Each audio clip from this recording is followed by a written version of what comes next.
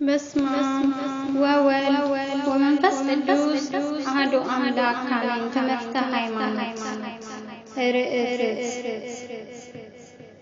ያለ እምነት እግዚአብሔርን ማስደሰት አይቻልም። ዕብራውያን 11:6 መግቢያ ባሪያ እግዚአብሔር የፈጠረ የሰው ልጅ ከፈጣሪው ጋር ያለው ግንኙነት የአባትና የልጅ ያህል ወይንም ከዚያም በላይ ቅርበት ያለው ስለሆነ በዚህ አይነት ወይንም በዚህ ቅርበት ከእግዚአብሔር ጋር ለመኖር እግዚአብሔር ለማስደሰት የሚችል ነዋሪ ፍጥረት መሆን ይኖርበታል።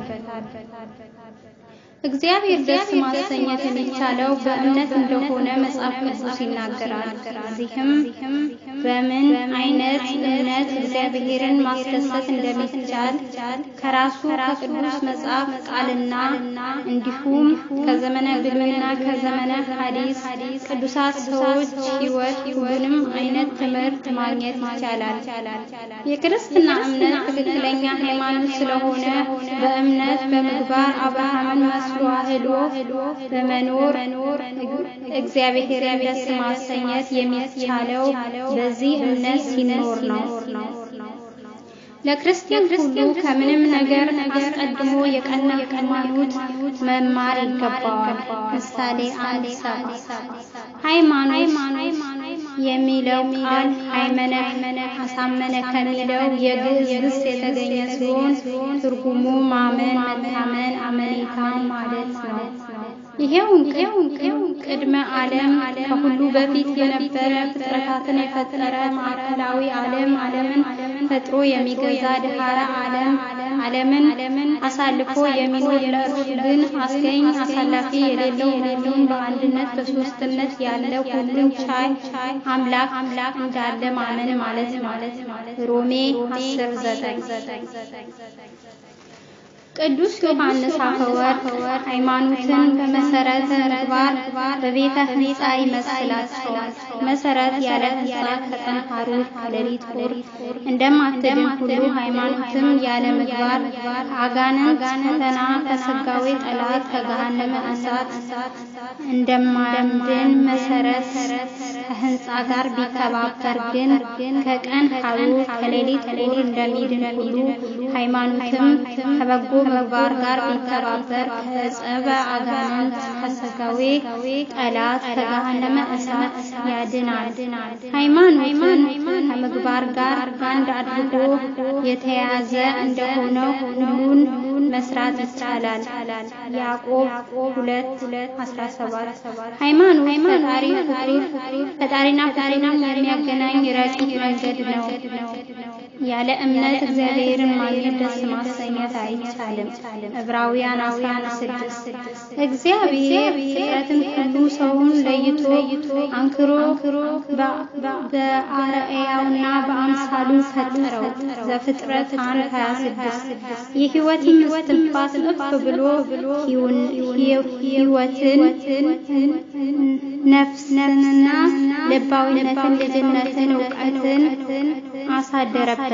ዘፍጥረት 2:7 አዳም በምድር ካለ ፍጥረታትን ሁሉ በበላይነት እንዲቆጣጠር ተሰጠው። ዘፍጥረት 1:28 ነገር ግን አዳም አምላኩን እንዳይዘነጋ የእጁ ሥራ እንደሆነ ያውቅ ዘንድ አንዲት ትእዛዝ ተሰጠው። ዕፀ በለስን እንዳይበላ አዘዘው። ዘፍጥረት 2:17 አዳም ግን የተሰጠውን ትእዛዝ ሽሮ ከገነት ተባረረ።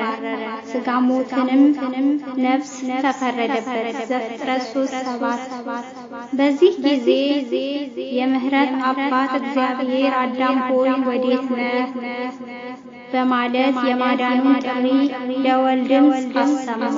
ዘፍጥረት 3:10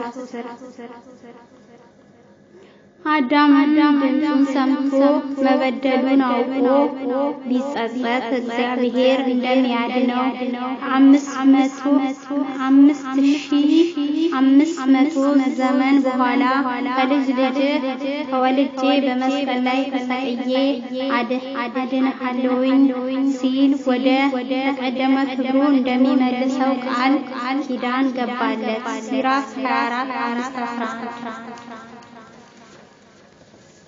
የተናገረውን ቃል የማያስቀር መሐሪው አምላክ አስቀድሞ ለአዳም በሰጠው ተስፋ መሰረት ከቅድስተ ቅዱሳን ከእናታችን ድንግል ማርያም በመላኩ በቅዱስ ገብርኤል ብስራት ከስጋዋ ስጋ ከነፍሷ ነፍስ ነስቶ ተወለደ። ሉቃስ 2:7 በ30 ዘመኑ በዮርዳኖስ ወንዝ በዮሐንስ እጅ ተጠመቀ። ማቴዎስ 3:13 3 ዓመት ከ3 ወር በዚህ ምድር ተመላልሶ ሲያስተምር ቆይቶ የሰው ልጅ ለማዳን በቀራንዮ ላይ ተሰቀለ። ማቴዎስ 27:32 ማርቆስ 15:2 ሞተ፣ በ3ኛው ቀን ተነስቷል። አምላካችን ኢየሱስ ክርስቶስ ወደኔ እመኑ በአባቴ እመኑ ብሎ ራሱን ገልጦልናል። ዮሐንስ 14:1 አምላክ ራሱን ገልጦ ያደረገው ይህ ሁሉ ጉዞ ፍኖተ እግዚአብሔር ሃይማኖት ይባላል። የክርስትና ሃይማኖት እግዚአብሔር ለሰው ልጆች በመገለጡ የተገኘ አምላካዊ ስጦታ ነው። የሃይማኖት ምንጭና ባለቤት እግዚአብሔር ነው። ስለዚህ የሰው ልጆች ከእውቀት ማነስ፣ ከፍርሃት፣ ከድንጋጤ ያመጡት አይደለም። ሃይማኖት በትህትና ወደ እግዚአብሔር ለቀረበ ሰው እውቀትን የምትሰጥ ስለሆነች ጥበብ ተብላ ትጠራለች። ምሳሌ 9:1-7 ማርቆስ 16:16-18 የሃይማኖት ባለቤት ከምድራዊ ሰው የተገኘ ሳይሆን ዘመን ከማይቆጠርለት ፍጡር ሁሉ በላይ ከሆነው ከእውቀት መገኛ ከልዑል እግዚአብሔር የተገኘች ናት። ሃይማኖት ለዓለም ፈጣሪ አለው ብሎ ማመን ነው። ሃይማኖት ለሚቀበሉት የድል ወይንም የድነት መሳሪያ ነች። ሃይማኖት አንዲት ናት። ኤፌሶን 4:5 ኤርምያስ 6:16 በሰውና በእግዚአብሔር መካከል ያለው የእውነት ግንኙነት አንድ ነውና ከሐሰተኛ መምህራን ተጠበቁ። በአንዲት ኦርቶዶክሳዊ ተዋሕዶ እምነታችን ጸንተን እንድንኖር የቀደመው አበው ሐዋርያት መክረዋል፣ አስተምረዋል። ማቴዎስ 7:16 ሁለተኛ ቆሮንቶስ 4:18 አንደኛ ዮሐንስ 4:1 ዕብራውያን 13:7-9 ሮሜ 16:17-20 ሁለተኛ ቆሮንቶስ 4:18 ይሁዳ 1:3 ማቴዎስ 10:32 ሮሜ 8:24 በአጠቃላይ ሃይማኖት በዓይን የማይታይ በእጅ የማይዳሰስ በጆሮ ብቻ ሰምቶ ይህንን እንዴት ሊደረግ ይችላል ሳይሉ ለእግዚአብሔር የሚሳነው ነገር የለም ብሎ በእምነተ ህሊና አምነው የሚቀበሉት ረቂቅ ምስጢር ነው። ሉቃስ 1:26-37 ዘፍጥረት 18:14 ዕብራውያን 11:1-3 ሮሜ 4:3 ኢትዮጵያ ኦርቶዶክስ ተዋሕዶ ቤተክርስቲያን ምዕመናን የምትመራባቸው 3 ትምህርት መሰረት መመሪያዎች አሏት። እነሱም ዶግማ፣ ቀኖና፣ አመሮሃ ትውፊት ናቸው። ዶግማ ቃሉ የግሪክ ሲሆን ትርጉሙ የማይለወጥ፣ የማይቀየር፣ የማይሻሻል፣ የማያረጅ ማለት ነው። በመጽሐፍ ቅዱስ የተጻፈው የእግዚአብሔር ቃል ሁሉ ዶግማ ነው። ምሳሌ 10ቱ ትእዛዛትና 6ቱ ቃላተ ወንጌል፣ 5ቱ አዕማደ ምስጢር ዶግማ የእግዚአብሔር ቃል ስለሆኑ ሰው እንደ ፍላጎቱ እንደሚሆኑ ሊጨምርበት፣ ሊቀንስበት ወይንም ሊያሻሽለው አይችልም። ሁለተኛ ጴጥሮስ 1:20-21 ዕብራውያን 1:1-3 ማቴዎስ 24:35 ለቀኖና እግዚአብሔር ሁሉን በሥርዓት ያደርጋል። የእጁ ፍጥረታት የሆኑትንም መላእክት ሰው በሥርዓት እንዲያመልኩት ሕግና ሥርዓቱን እንዲጠብቁ ይፈልጋል።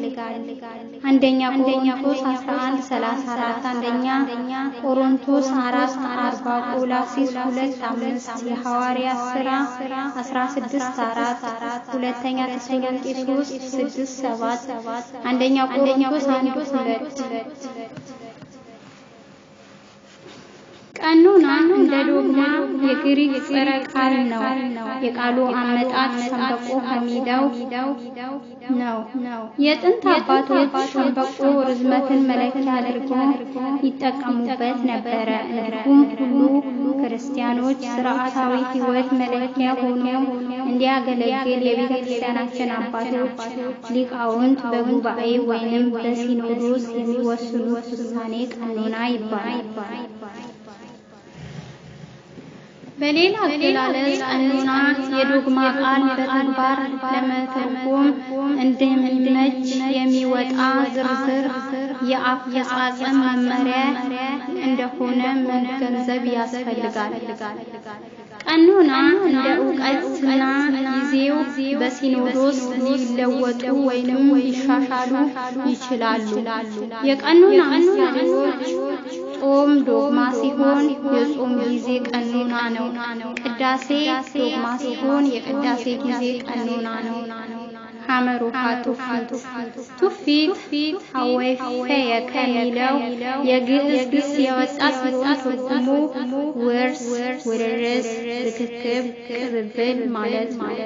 ይኸውም አንድ ትውልድ ከእርሱ በፊት ከነበረው የሚወረሰው የሚያገኘው የሚቀበለው ነገር ነው። ሕይወትም በዚህ የሚያበቃ ሳይሆን እርሱም በተራው ለተተኪው ያስተላልፋል። ቱፊት ቅዱሳት መጻሕፍት ከመጻፋቸው በፊት የነበረ ነው። ምሳሌ የአቤልና የቃየል መሰዋት ማቅረብ። ቱፊት ቀዳማዊ ሃይማኖት መመሪያ ከመሆኑም በላይ ያለ ቱፊት ብሉይንም ከሐዲስ ማቀናጀት፣ ምስጢር ከምስጢር ማመሳጠር፣ ታሪክን ከመጽሐፍ ማዋደድ አይቻልም።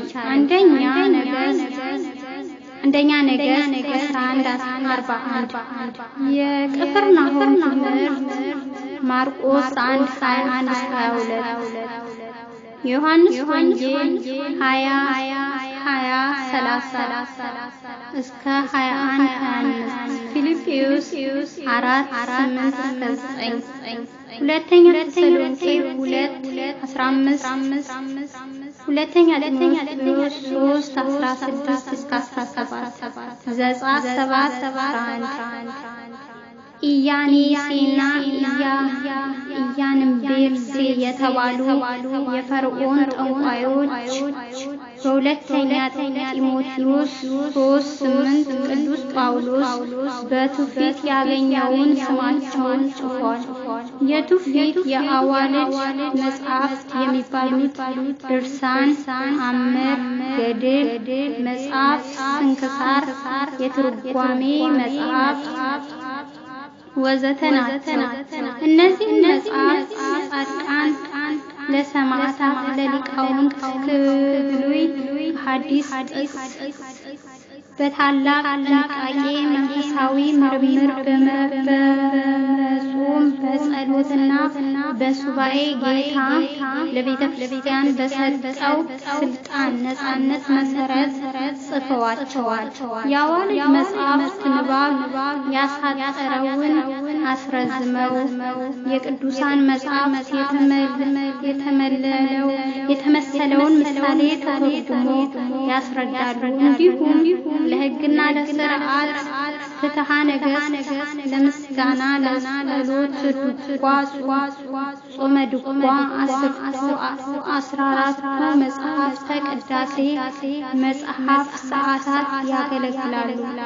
እግዚአብሔር እግዚአብሔር የማይመረመር ረቂቅ በዚህ ጊዜ ተገኘ የማይሉት ቀዳማዊ በዚህ ጊዜ ያልፋል የማይሉት ዳህራዊ ይህን ዓለም ካለመኖር ወደ መኖር አምጥቶ የፈጠረ ዳግመኛም ዓለምን ከመኖር ወደ አለመኖር አሳልፎ የሚኖር ኃያል ፈጥሮ የሚገዛ ጌታ ነው። ሰውን ጻድቅ ቢሉት ሐሰት ሀብታም ቢሉት ድህነት ኃያል ቢሉት ደካማ ድካም ይሰማዋል። እሱ ግን ሐሰት የሌለበት ጻድቅ ድህነት የሌለበት ባለጠጋ ድካም የሌለበት ኃያል ነው። ሀልወተ እግዚአብሔር ሀልወተ ማለት ሀለወ ከሚለው የግዕዝ ቃል የወጣ ሲሆን ትርጉሙ መኖር ማለት ነው። ስለዚህ ሀልወተ እግዚአብሔር ማለት የእግዚአብሔር መኖር አኗኗር የምንረዳበት ትምህርት ነው። ሰው በተፈጥሮ በተሰጠው አእምሮ ፈጣሪውን የማወቅና የማመን ዝንባሌ ቢኖረውም የሰው እውቀት እጅግ ውስን በመሆኑ እግዚአብሔር በልዩ ልዩ መንገድ ራሱን ባይገልጽ ኖሮ በራሱ ተመራምሮ ማወቅ አይቻልም ነበረ። ሀልወተ እግዚአብሔር የሚታወቅባቸው ነገሮች የሚከተሉት ናቸው።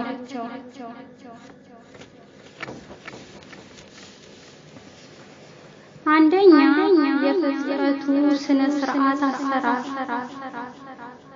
ብዙ ህብረ ቀለም ያላቸው እንደ ሰው ስራ ተሐድሶ ሳያስፈልጋቸው ዝንተ ዓለም ጸንተው የሚኖሩ ግዙፍና ረቂቅ ፍጥረታት ማራኪ ገጽታ ያላቸው አይነ ህሊና የሚሰጡ ውብ ፍጥረታት ሁሉ የእግዚአብሔርን መኖር ያሳያሉ። መዝሙረ ዳዊት 18 መዝሙረ ዳዊት 96 ሮሜ 1:20 ኢዮብ 12:7 ስለዚህ የማይለወጥ የማይዛባ ፍጥረት ያለው ዓለም ለእግዚአብሔር መኖር ታላቅ ምስክር ነው።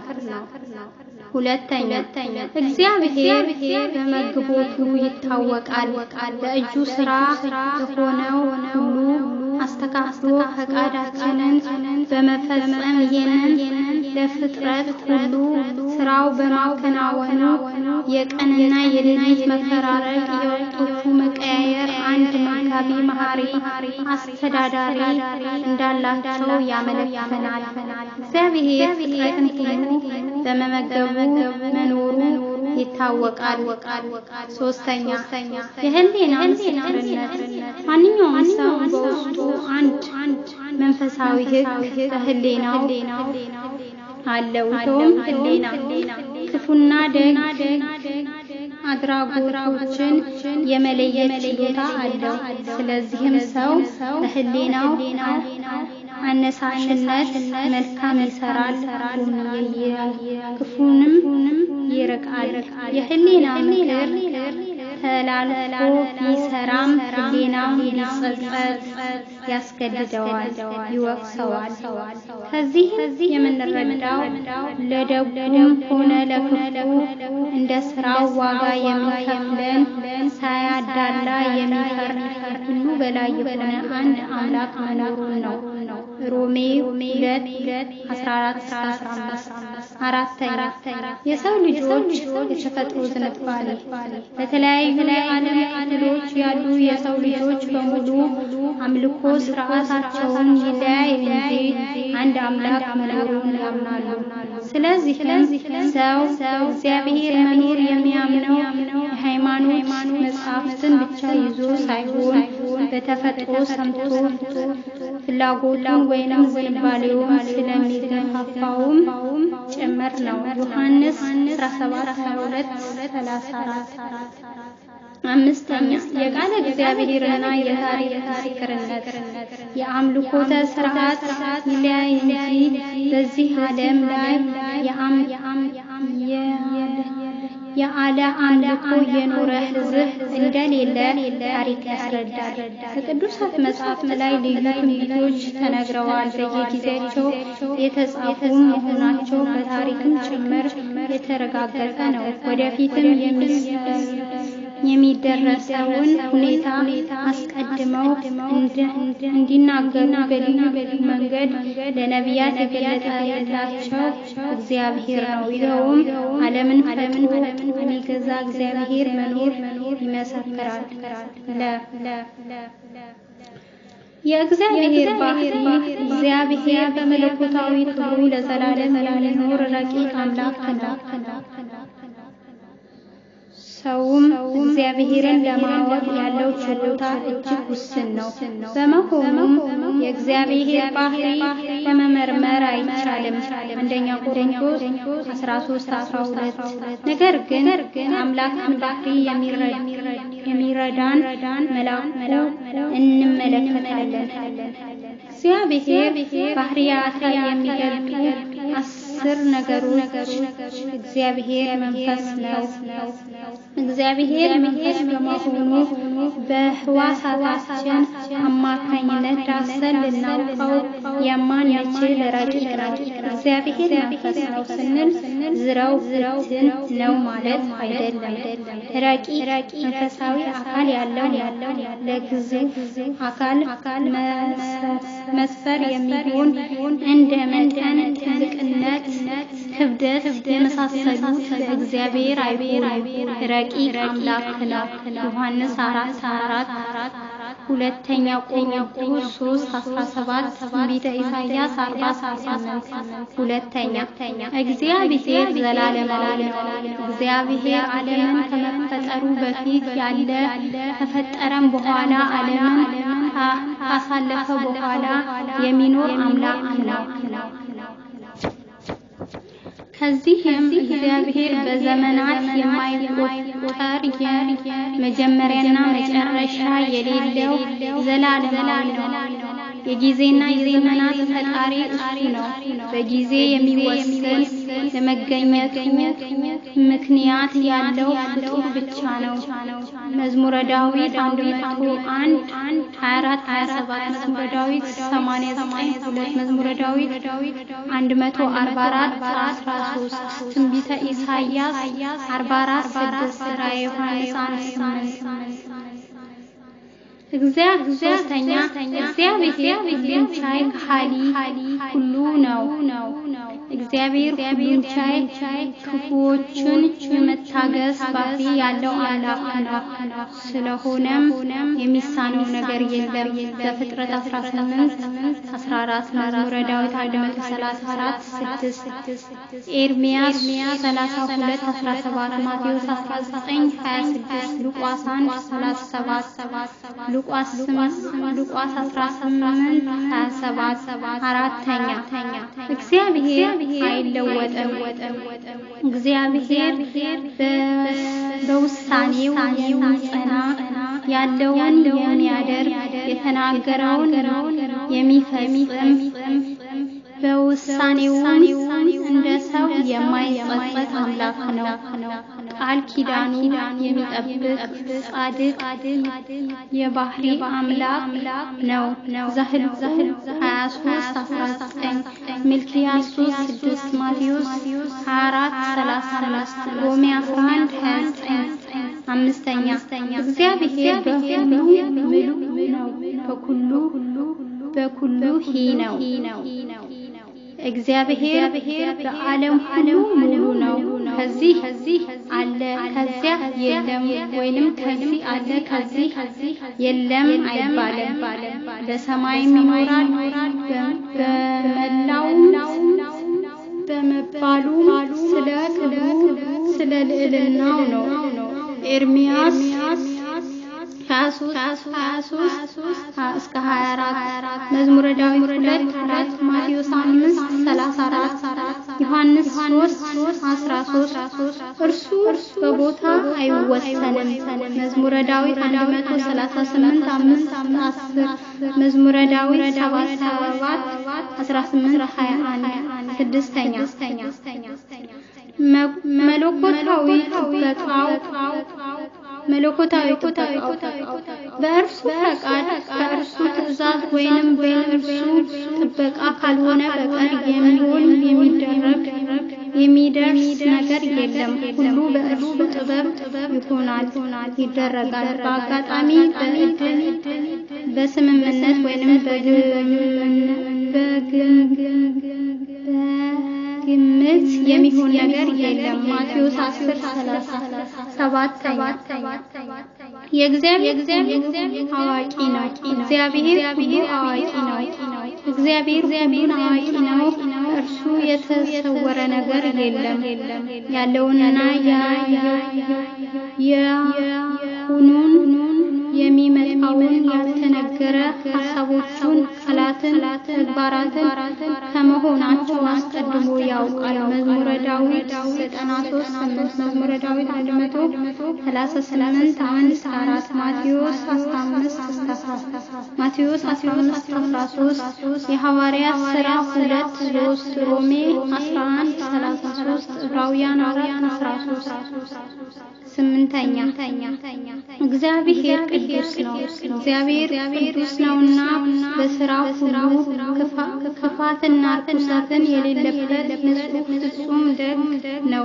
እውነተኛ ፈራጅ ነው። ምሕረቱ የበዛ ታጋሽ፣ በቁጣም የዘገየ እንዲሁም ፍጥረታትን የሚወድና ጸጋውን ያጎናጸፈ ነው። እርሱ ቅዱስ እንደሆነ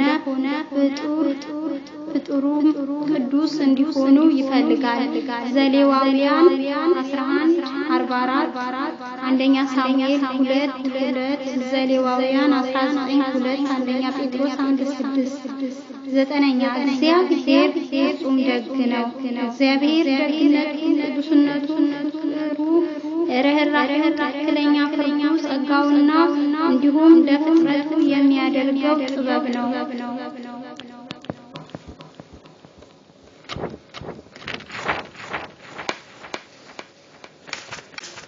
ይህን ዓለም ካለመኖር ወደ መኖር አምጥቶ የፈጠረው ከደግነቱ የተነሳ ነው። በተለይም የሰው ልጆች በአርአያውና በአምሳሉ ፈጥሮ ፍጹም ነፃነት ያላት ለባዊነት፣ ሕያውነት ነፍስን በመስጠት ጸጋውን አደለው። ዳግመኛ በሰው ልጅ የወደቀበትን የሞትን እርግማን ፍርድ በልጁ ቤዛነት አስወግዶ ያለፈውን ባህሪ ማደሱ የእግዚአብሔር ደግነት ያሳያል። ዮሐንስ 3:6 መዝሙረ ዳዊት 30:19 መዝሙረ ዳዊት 33:8 መዝሙረ ዳዊት 144:9 ሁለተኛ ጴጥሮስ 3:9 10ኛ እግዚአብሔር የማንም እርዳታ አያስፈልገውም። ፍጥረቱን የተፈጠሩት በእግዚአብሔር ቃል ሲሆን የማንም እርዳታ ድጋፍ አያስፈልገውም። በመለኮታዊ ክብሩ ቅድመ ዓለም የነበረ በማዕከላዊ ዓለም ያለ ድፍረት ዓለምን አሳልፎ የሚኖር ነው። ዘፍጥረት 1:3 ሮሜ 11:34 ትንቢተ ኢሳይያስ 40:13 የሐዋርያት ሥራ 17:24 አመሮሃ የእግዚአብሔር ስሞች በግዕዝ የፈጣሪያችን ስም እግዚአብሔር ነው። ትርጉሙ በሁለት ይከፈላል። አንደኛ እግዚ ማለት ጌታ ማለት ሲሆን ሄር ማለት ዓለም ማለት ነው። የሁለቱ ቃላት ትርጉም ሲጠቃለል የዓለም ጌታ፣ አስተዳዳሪ፣ ፈጣሪ፣ መጋቢ ማለት ነው። ይህ አባባል ግን ጠበብ ባለ መልኩ የሚታይ ሳይሆን የማይታየውና የማይታየውን ዓለም የማያጠቃልልና ሁሉ ፍጥረትን የያዘ የሁሉም ገዢ ፈጣሪ ከመሆኑ አንጻር የተሰጠ ትርጉም ነው። ዕብራውያን 11:13 ሁለተኛ እግዚአብሔር ማለት ጌታችን ኢየሱስ ክርስቶስ አብ ማለት እግዚአብሔር እግዚአብሔር አብ ብሔር ማለት ደግሞ ለሰው ልጆች ጸጋ የሚያድል መንፈስ ቅዱስ ነው። ስለዚህ እግዚአብሔር ማለት የአብ የወልድ የመንፈስ ቅዱስ ስም ነው።